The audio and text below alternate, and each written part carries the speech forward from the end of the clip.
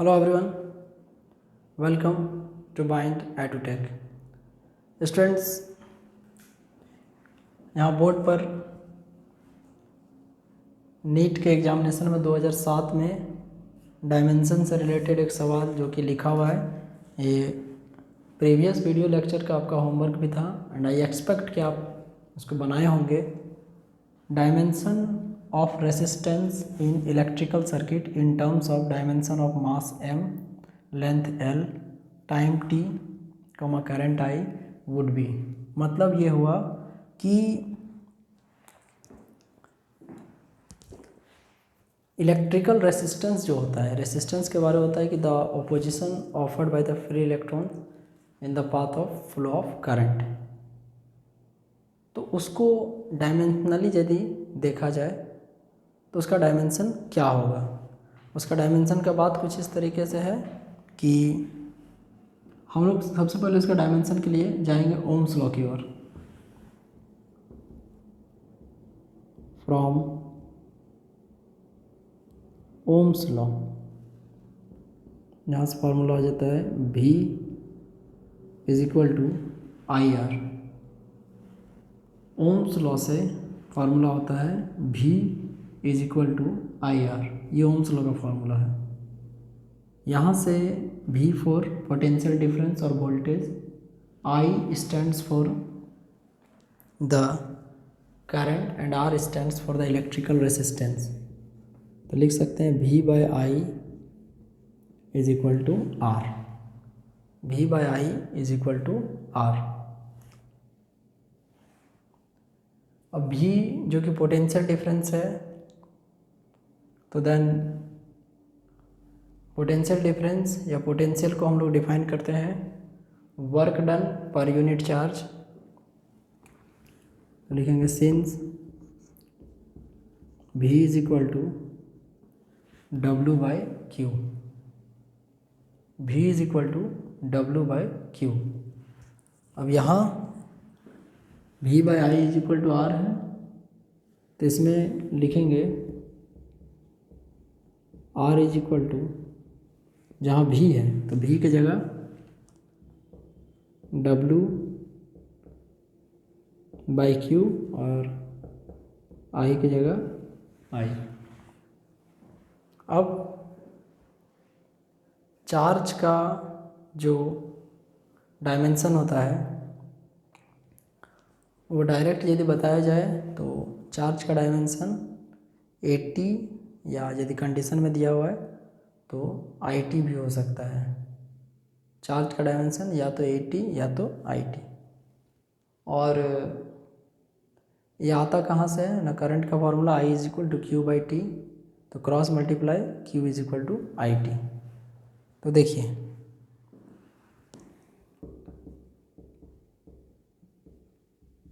Work done, सबसे पहले work done का M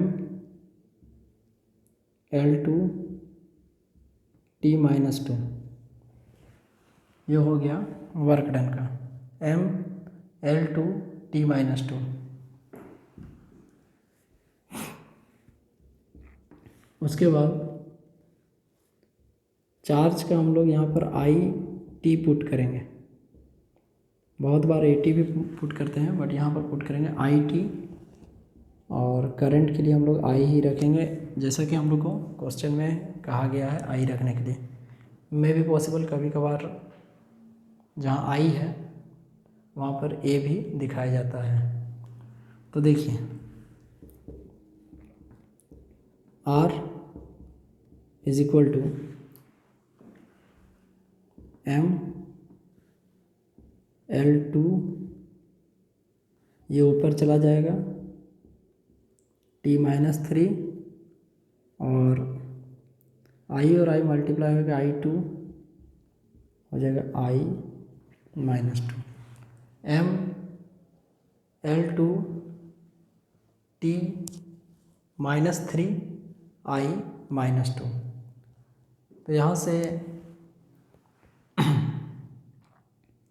ये जो ऑप्शन है गिवन ऑप्शन, इसमें से ऑप्शन नंबर जो C है mL2T-3 I-2।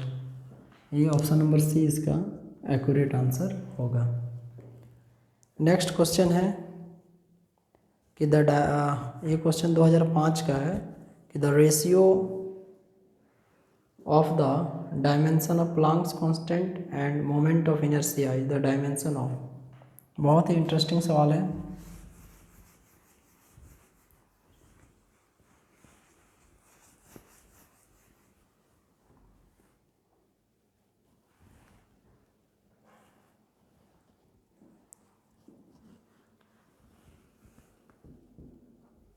क्वेश्चन है कि the ratio of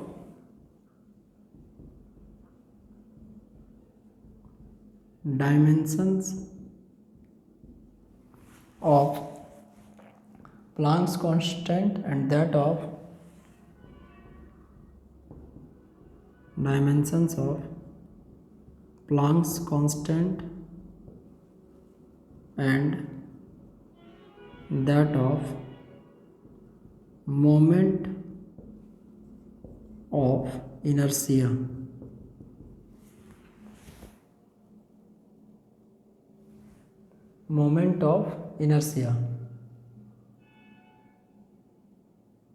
is the dimension of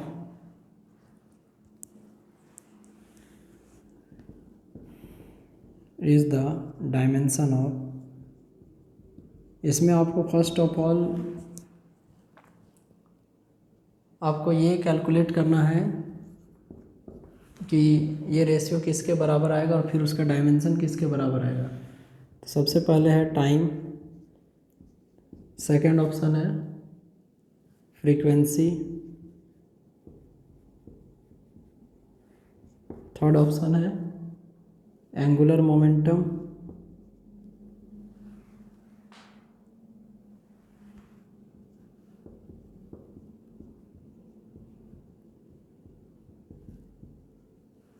third option है angular momentum and fourth option दिया हुआ है वेलोसिटी।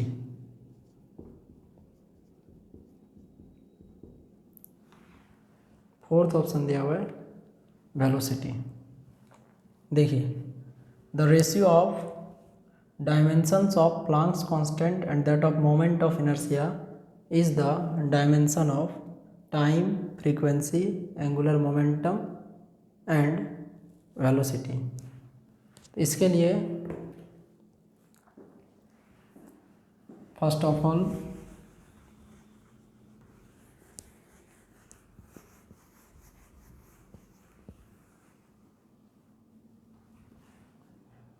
देखिए, प्लैंक्स कांस्टेंट ऐसे लिखना पड़ेगा, Planck's constant divided by moment of inertia. अब पूछा जा रहा है कि प्लैंक्स कांस्टेंट का डायमेंशन को यदि मोमेंट ऑफ इनर्शिया के डायमेंशन से डिवाइड करेंगे तो वो ये दिए हुए ऑप्शन में से किसके डायमेंशन के बराबर आएगा। इसके लिए देखिए बहुत डीप नॉलेज होना जरूरी है। फर्स्ट ऑफ ऑल आपको Planck's constant, moment of inertia, ये दोनों का डायमेंशन और जो ऑप्शन में आंसर दिए हुए हैं उसमें से टाइम का डायमेंशन, फ्रीक्वेंसी का डायमेंशन, एंगुलर मोमेंटम का डायमेंशन, वेलोसिटी का डायमेंशन, ये सारा कुछ आपको पता होना चाहिए। तो सबसे पहले प्लैंक्स कांस्टेंट का डायमेंशन क्या होता है। देखिए, एक फॉर्मूला होता है E = h²। Planck's quantum theory से फॉर्मूला होता है E = h²। तो यहाँ से h = E/μ। ये सॉल्व करने से हम लोग को प्लैंक्स कांस्टेंट का डायमेंशन मिलेगा। अब जो प्लैंक्स कांस्टेंट का डायमेंशन निकालने के लिए फर्स्ट ऑफ ऑल एनर्जी का लिखेंगे mL2T-2, ये एनर्जी का डायमेंशन, और फ्रीक्वेंसी के बारे बोला जाता है that frequency is the reciprocal of time period. Frequency is the reciprocal of time period. और टाइम का जो डायमेंशन होता है वो होता है हमारा t, और उसका यदि रेसिप्रोकल पे बात करेंगे तो वो हमारा आ जाएगा t-1। तो जो न्यू है इसका डायमेंशन t-1, तो h का डायमेंशन आ जाएगा ml2, और ये ऊपर जाएगा तो t-1, ml2 t-1 ये। और अब हम लोग बात करेंगे जैसे मोमेंट ऑफ इनर्शिया, जो कि डिफाइन किया जाता है मास इनटू परपेंडिकुलर डिस्टेंस का स्क्वायर।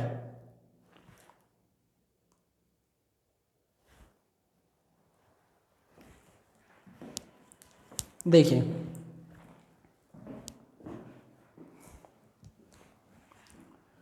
इसके लिए उसको आई से डिनोट करते हैं, आई बराबर mr², ऐसे लिखते हैं फॉर्मूला।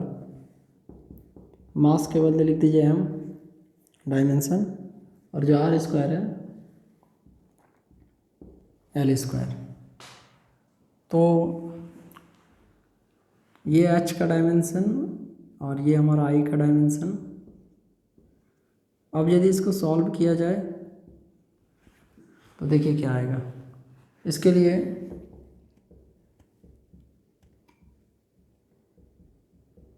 ml2 t-1 और नीचे ml2, ये यदि सॉल्व किया जाए तो आप देख सकते हैं कि इजीली m और m कैंसल आउट हो जाएगा, L2 और L2 कैंसल आउट हो जाएगा, तो t-1। और ये जो t-1 है ये एक्चुअली में रेसिप्रोकल ऑफ टाइम पीरियड कह सकते हैं।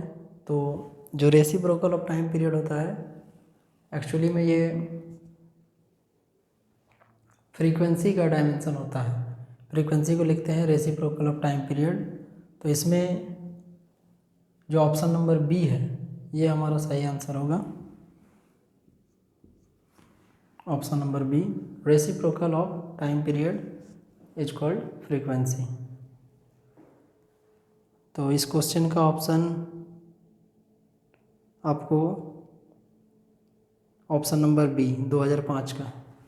अब जो नेक्स्ट क्वेश्चन है वो 2 बार आपको नीट में आया है, 2004 और 1992। ये 2 ईयर एक सवाल आया है। वो सवाल हम आपको सुनाते हैं कि the dimension of universal gravitational constant. बहुत ही अच्छा ये सवाल है, ग्रेविटेशन चैप्टर से रिलेटेड है। ये क्वेश्चन 2 बार आपको आ चुका है, 2004 और 1992।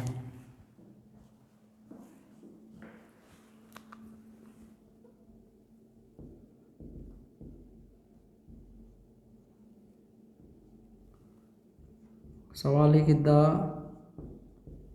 Dimension of universal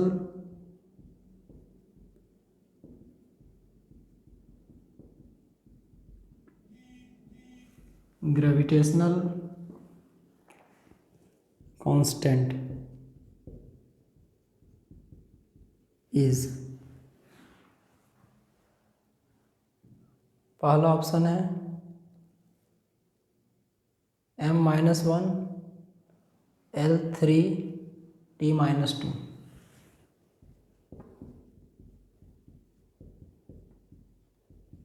m-1 L3 t-2।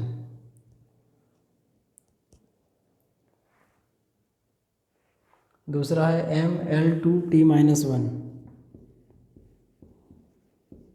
ml2t-1। तीसरा है m-2 l3t-2, m-2 l3t-2। और चौथा है m-2 l2t-1, m-2 l2t-1।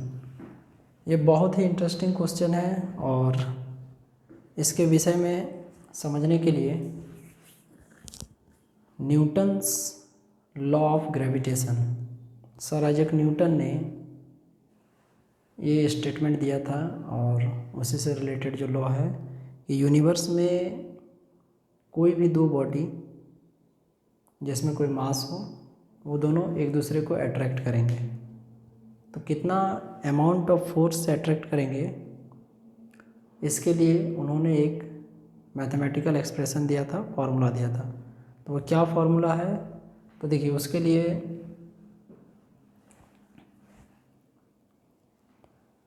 Actually उसका डेरिवेशन तो नहीं करेंगे, डायरेक्ट लिखेंगे F = G m1 m2 by r²। ये लॉ दिया गया था, इसको चाहे तो आप इन्वर्स स्क्वायर लॉ भी कहा जाता है। Only for knowledge, inverse square law F = G m1 m2 by r²। यहाँ F फोर्स है, G acceleration due to gravity, sorry gravitational constant, छोटा g का मतलब होता है एक्सेलरेशन ड्यू टू ग्रेविटी, यह है ग्रेविटेशनल कांस्टेंट। m1 m2 मास को रिप्रेजेंट करेगा और जो r है वो रिप्रेजेंट करेगा डिस्टेंस को। तो यहाँ से g बराबर हो जाएगा F × r² bye m1 × m2। देखिए ये जो यहाँ पे हम लोग देख रहे हैं, यहाँ से g = F × r² bye m1 × m2, तो then g = F r² bye m1 × m2, तो देन m1 अलग लिख दीजिए, m2 अलग लिख दीजिए। अब यहाँ से जो फोर्स का डायमेंशन है वो आप सभी को ऑलरेडी पता होगा, बहुतों बार हम लोग डिस्कशन किए हैं। फोर्स का डायमेंशन mlt-2, जो r² है वहाँ पर लिख देंगे L2, m1 और m2 जो है यहाँ पे भी m लिखेंगे, वहाँ पे भी m लिखेंगे। तो कुछ इस प्रकार से g = mlt-2 L2 मास m1 के लिए m, m2 के लिए भी m। अब यहाँ से जो चीज़ आपको लग रहा है कि कैंसिल आउट हो सकता है उसको आप कैंसिल कर दें, ये m और m कैंसिल हो जाएगा, फिर भी एक m नीचे रहेगा, तो g = m-1 और l और l² मल्टीप्लाई होके l3t-2, m-1 l3t-2। तो देन ये गिवन ऑप्शन में से जो ऑप्शन नंबर ए है इसके एग्जैक्ट एक्यूरेट है, तो ऑप्शन नंबर ए आंसर होगा। ये क्वेश्चन आपको 2004 और 1992 ये दोनों साल पूछा गया था।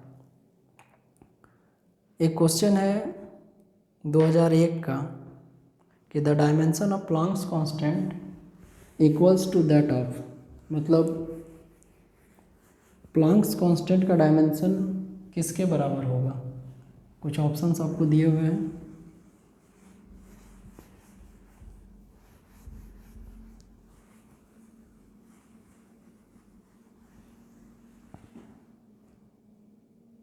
दो 2001 का क्वेश्चन है।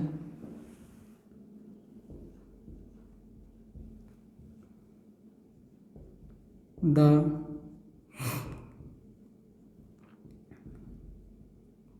डायमेंशन of Planck's constant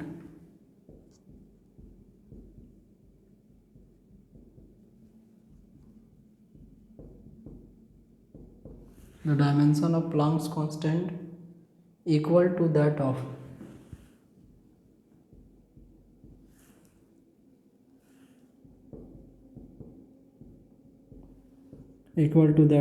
पहला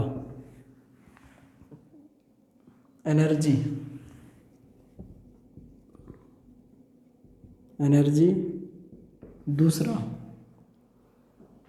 मोमेंटम,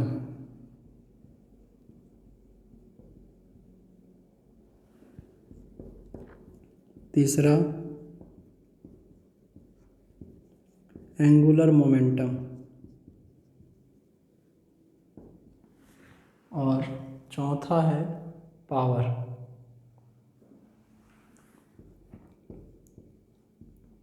देखिए, इस तरह का प्रश्न के लिए आपको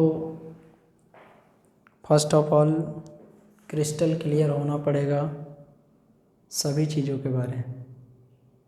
सभी चीज़ों कहने का सेंस है कि डायमेंशन ऑफ प्लांक्स कांस्टेंट पूछा जा रहा है, तो फर्स्ट ऑफ ऑल आपको ये जानकारी होना चाहिए कि प्लांक्स कांस्टेंट का डायमेंशन क्या होता है और वो डायमेंशन इन चारों में से किसके बराबर है। तो आपको इन चारों का भी डायमेंशन आपको एक्यूरेट पता होना चाहिए। तो प्लांक्स कांस्टेंट का डायमेंशन अभी तुरंत हम लोगों ने निकाला था, E इज इक्वल टू जहाँ एच न्यू लिखे थे, H is equal to E mL2T-2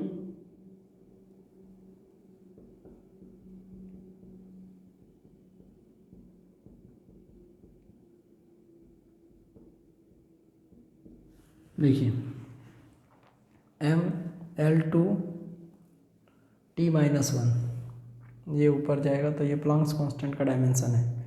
आपसे पूछा जा रहा है कि ये डायमेंशन इन चारों में से किसके बराबर होगा।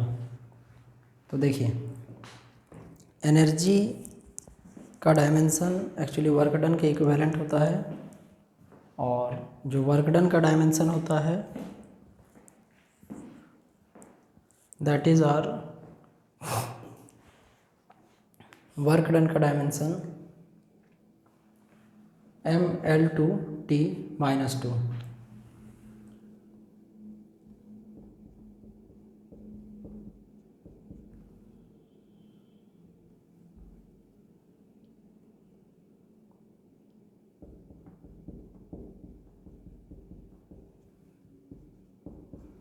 ये हमने एनर्जी का डायमेंशन लिख दिया। अगला है momentum. Momentum which is defined as the product of force and displacement. तो यहाँ से लिखेंगे P is equal to momentum में जहाँ हमने फोर्स एंड डिस्प्लेसमेंट कह दिया वो थोड़ा एक्चुअली फर्स्ट क्वेश्चन वाला ही कह दिया। मोमेंटम का फॉर्मूला होता है मास इनटू वेलोसिटी। वो दिमाग में ये था एक्चुअली एनर्जी वाला, इसीलिए वो बोल दिया हम आपको। फोर्स इनटू डिस्प्लेसमेंट आप खुद से भी समझ सकते हैं कि वो वर्क डन का होगा या एनर्जी का होगा। मोमेंटम का होगा मास इनटू वेलोसिटी। तो मास के बदले डायरेक्ट लिख देंगे m और वेलोसिटी का लिख देंगे LT-1। तो मोमेंटम का हो जाएगा mL/T-1।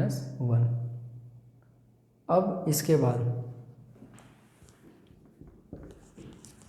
एंगुलर मोमेंटम, इसको हम लोग लिखते हैं L is equal to R cross P। The moment of momentum is called angular momentum.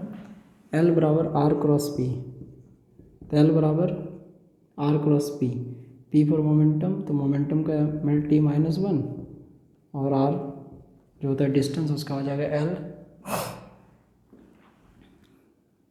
तो यहाँ से हो जाएगा एम और ये मल्टीप्लाई हो जाएगा तो M L two T minus one. वैसे ये तो मैच कर गया कि एंगुलर मोमेंटम का होगा, बट यहाँ पे हम लोग थोड़ा सा एक्चुअली जो लास्ट वन है उसको भी थोड़ा फाइंड कर लेते हैं, और वो है power. Power which is rate of doing work या work done per unit time is called power. Answer C होगा इसमें, बट हम लोग अभी पावर का भी डायमेंशन जरा कैलकुलेट कर लेते हैं, कभी यदि काम आ जाए तो। देखिए power P is equal to W by T. अब जो वर्क डन होता है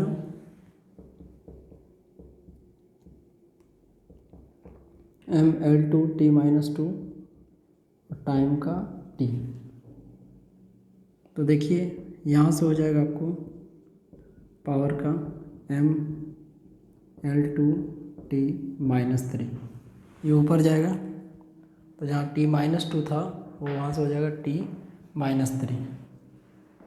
अब ये जो क्वेश्चन है इसका आंसर एंगुलर मोमेंटम होगा, एंड